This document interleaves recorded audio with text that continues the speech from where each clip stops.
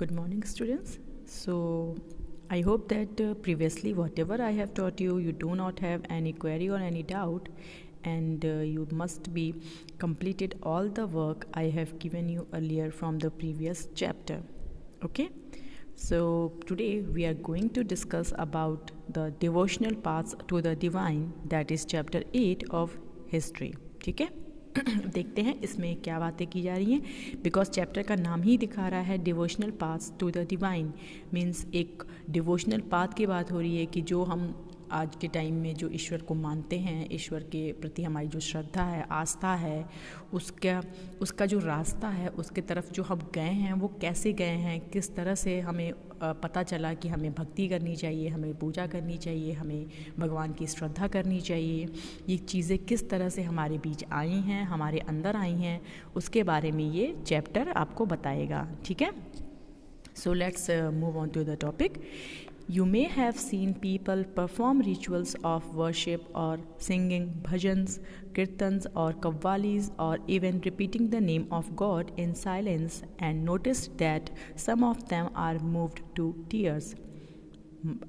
Definitely कि आप आज के टाइम में देखते होंगे मंदिरों में भजन होते हैं, कीर्तन होते हैं, जो भी आपके मस्जिद होते हैं, जो भी मकबरे होते हैं, वहाँ पे कव्वाली की जाती है, भगवान को याद किया जाता है, लोग हाथ जोड़ के साइलेंस में मेडिटेशन करते हैं और कभी कभी तो पूजा करते करते लोगों की आंखों में आंसू भी आ जाते हैं. सच इंटेंस डिवोशन और love of God is the legacy of various kinds of bhakti and Sufi movements that have evolved since the 8th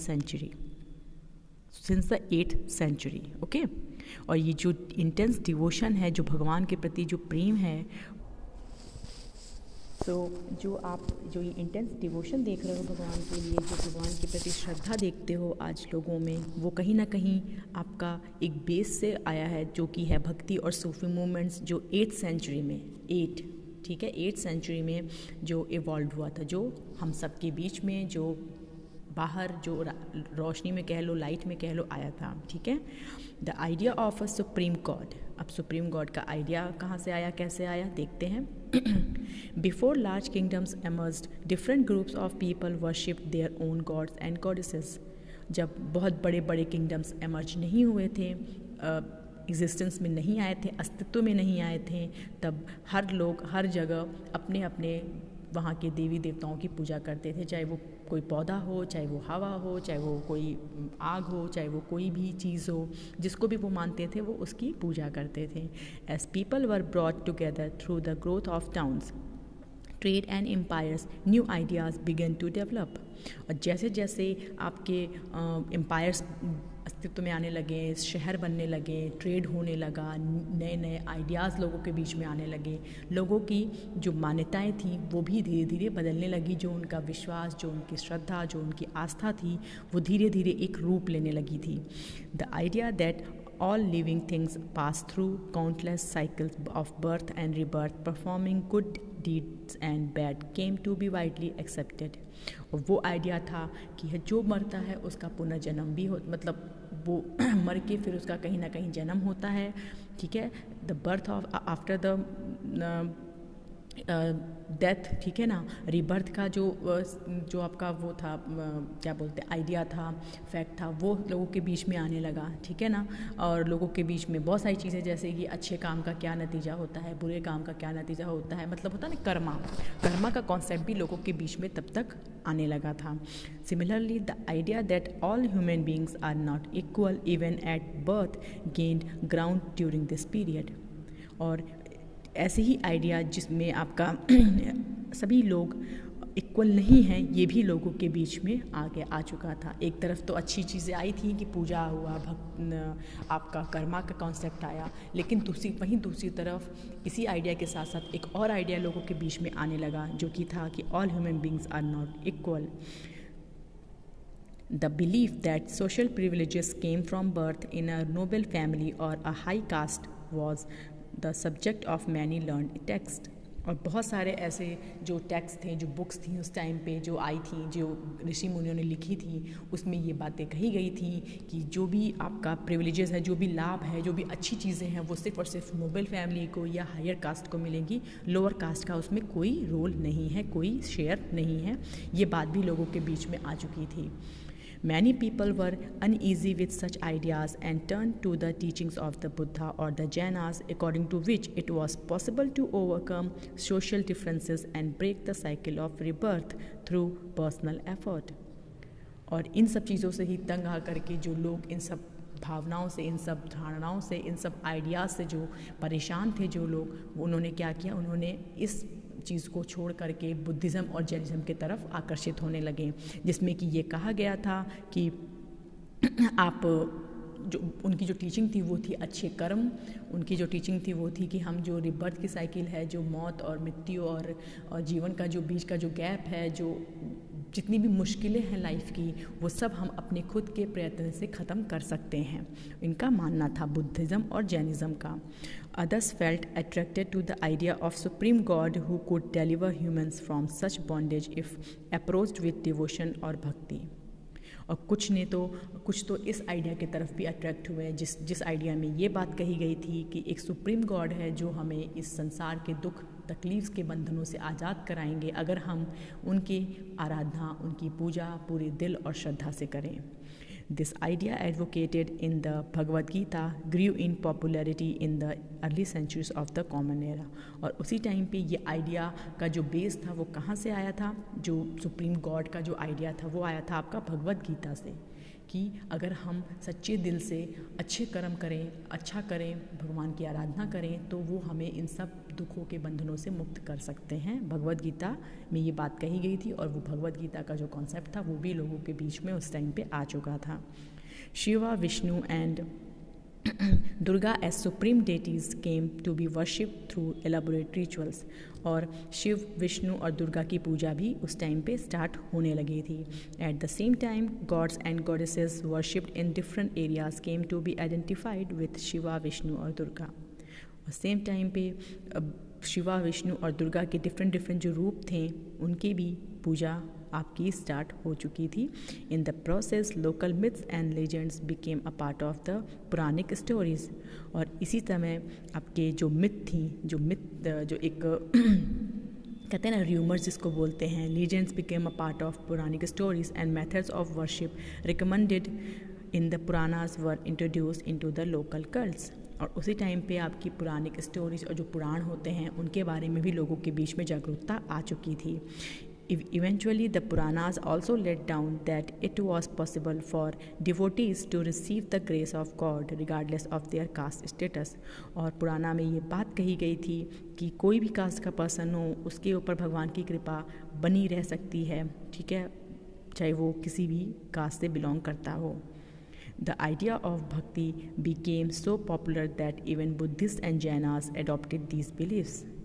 और जब एक तरफ आपकी कहते हैं ना कि कास्ट सिस्टम आ गया, प्रॉपर गॉड की पूजा की बात आ गई, ठीक है ना, उसी टाइम पे आपका पुरानी की स्टोरीज़ भी एग्जिस्टेंस में आई। पुरानी जो पुराण बातें करते थे उनका जो धारणाएं थी, जो उनके फैक्ट थे, वो लोगों के बीच में आने लगे।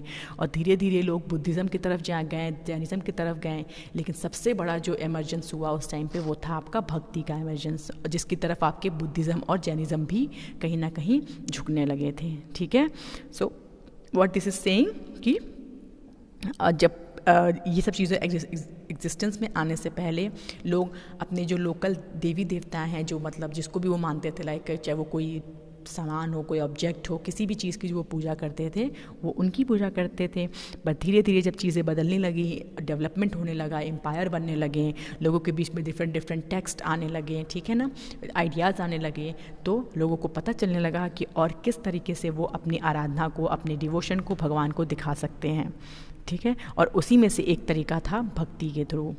अ new kind of bhakti in South India, Nayanars and Alvars. और एक नई तरह की भक्ति का उसी टाइम पे जन्म हुआ साउथ इंडिया में, जिसको कहते हैं हम Nayanars and Alvars.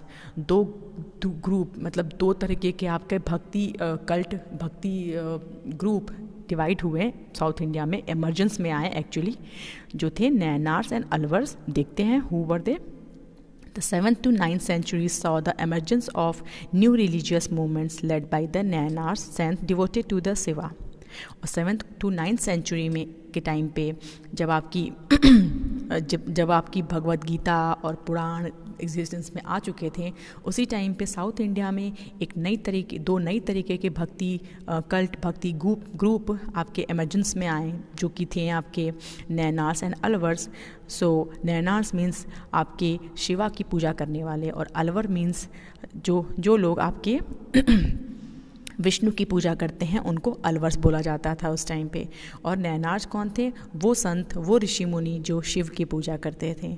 who came from all castes including those considered untouchable like the पुलेयर and the पनार्स।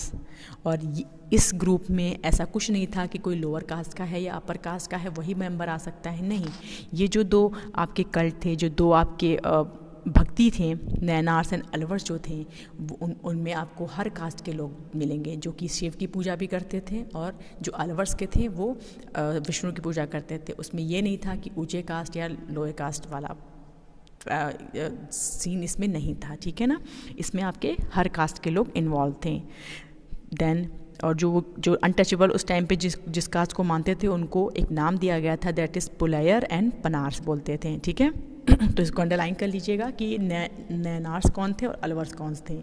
Nayanars जो थे वो थे शिवा के भक्त, और जो अलवर्स थे वो थे विष्णु के भक्त।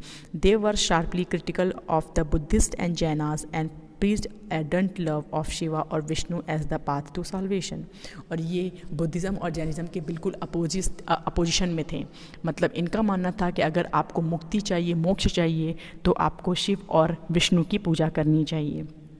They drew upon the ideals of love and heroism as found in the Sangam literature, the earliest example of Tamil literature composed during the early centuries of the Common Era। और इन्होंने ये idea They drew upon the ideals of love and heroism as found in the Sangam literature। और उन्होंने प्यार की मूर्ति, प्यार के एक सिंबल बताया, हीरोइज़म को बताया इन्होंने, ठीक है ना, उस टाइम पे एक and blended them with the values of भक्ति। उन्होंने ये बात कही कि भक्ति के थ्रू हम शिवा और विष्णु की पूजा के थ्रू उन्होंने एक प्यार और एक हीरोइक, जैसे उन्होंने ये बोला कि एक सिंबल ऑफ लव है, अगर विष्णु हैं तो आप भक्ति के थ्रू अपने ये सिंबल ऑफ लव है, अगर आप विष्णु की पूजा करते हैं या विष्णु के किसी रूप की पूजा करते हैं तो वो सिंबल ऑफ लव दिखाते हैं, ठीक है ना। तो ये इस तरह से ये अपनी बातों को आगे रख रहे थे थ्रू द वैल्यूज़ ऑफ भक्ति। The Nayanars and Alvars went from place to place composing exquisite poems in praises of the deities enshrined in the villages they visited and set them to music। और ये दोनों group जो थे वो different जगहों पे move करते थे और वहाँ पे लोगों को जागरूक करते थे। वहाँ पे जो भी भगवान की पूजा होती थी उनके लिए एक म्यूज़िक बनाते थे, उनको प्रेस करते थे, उनको प्रेस कराने के लिए डिफरेंट पोएम्स पर लिखते थे, ठीक है ना। तो बेसिकली ये क्या करते थे, ये मूर्ति पूजा को बिलीव करते थे, और इनका जो प्रायोरिटी थी वो थी शिव और विष्णु थे, ठीक है। So what is the next one, that is Nayanars and Alvars. अब ये कौन थे, थोड़ा सा इसके बारे में एक्सप्लेन किया गया है यहाँ पे। Here the question given, you can observe this process of local myths and legends receiving wider acceptance even today. Can you find some examples around you? Okay, I will give the answers of this question to you. So next is the Nayanars and Alvars. There are 63 Nayanars who belonged to different caste backgrounds such as potters, untouchable workers, peasants, hunters, soldiers, brahmanas and chiefs। और 63 Nayanars थे उस time पे जो different group से belong करते थे, उनके नाम यहाँ पे दिए हैं। The best known among them, और जो थे उनके नाम थे आपके अपार, संबदार, सुंदरार एंड मनिका वसगर। ये चार आपके बहुत इम्पॉर्टेंट नैनार्स थे साउथ इंडिया के, ठीक है, जो कि भक्ति मूवमेंट में बहुत बड़ा रोल प्ले किया, भक्ति को लोगों के बीच में पहुंचाने में बहुत बड़ा रोल किया, और ये शिवा के भक्त थे।